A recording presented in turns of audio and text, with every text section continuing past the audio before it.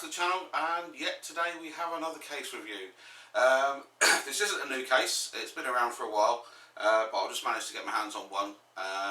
This is the Phanteks P300, not the P300A that you would have seen recently on Steve Gamer's Nexus, a recent video, but this is the P300. This one has the solid front rather than the mesh front. I did pick it up second hand, so I did get it a little bit cheaper than the standard, which I think is around about 65–70 quid as normal. I managed to pick this up, including a little bit of carriage charge for 45 quid. But it is still in mint condition. It did come boxed. So yeah, we'll open it up and we'll go through the features. First thing we notice, it is a tempered glass side panel, but it does not come all the way down to the bottom. It stops at the top of the power supply shroud, which is full front to back, held on by 4 thumb screws. So we will remove that and we'll look at the inside of the case.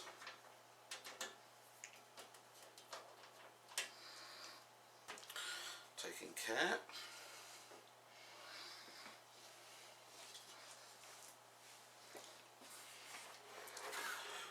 So the first thing we notice is it is an all black interior, which makes it nice and neat for any builds. It does come fitted, pre-fitted, with a Phanteks 120mm fan in the roof. In the back. There is a space in the roof for one with a magnetic dust filter. However, it doesn't come with one. Spacing in the front of the case allows for a 240 or a 280mm radiator or fans. There is mounting points for up to a full ATX board.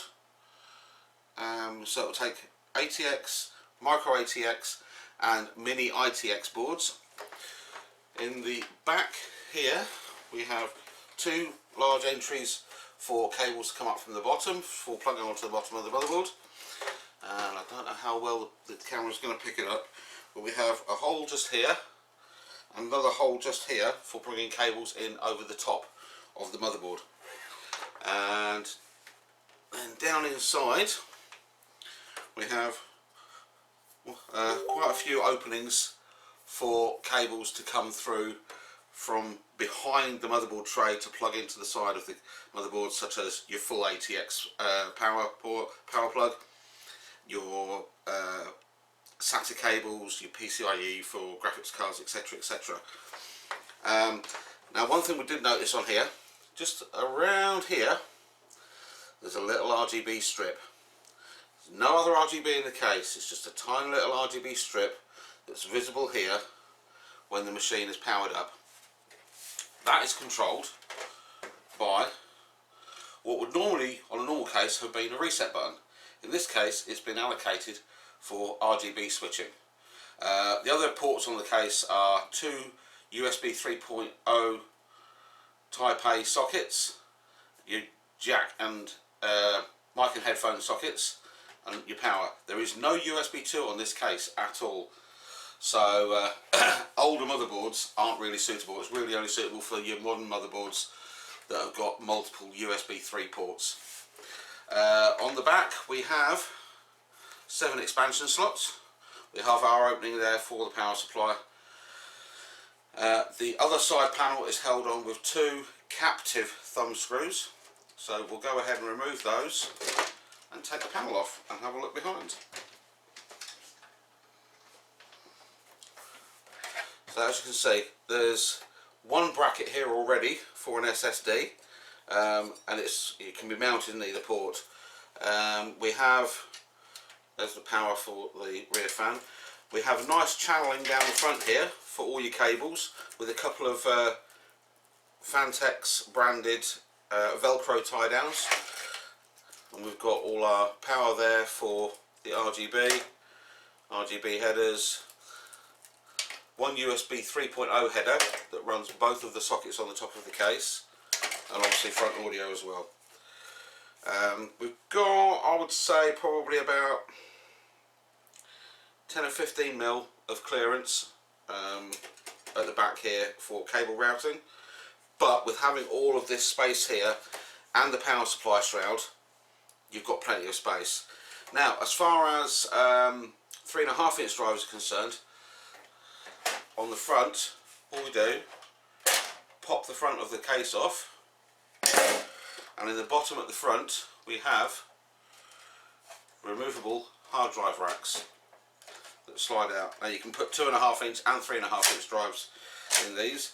Now what this does mean is, because the rack goes front to rear from here, it does reduce the amount of space you have for your power supply for all your extra cables. So the ideal power supply that would go in this would be a fully modular, so that you would only plug in the cables you would actually need for your build.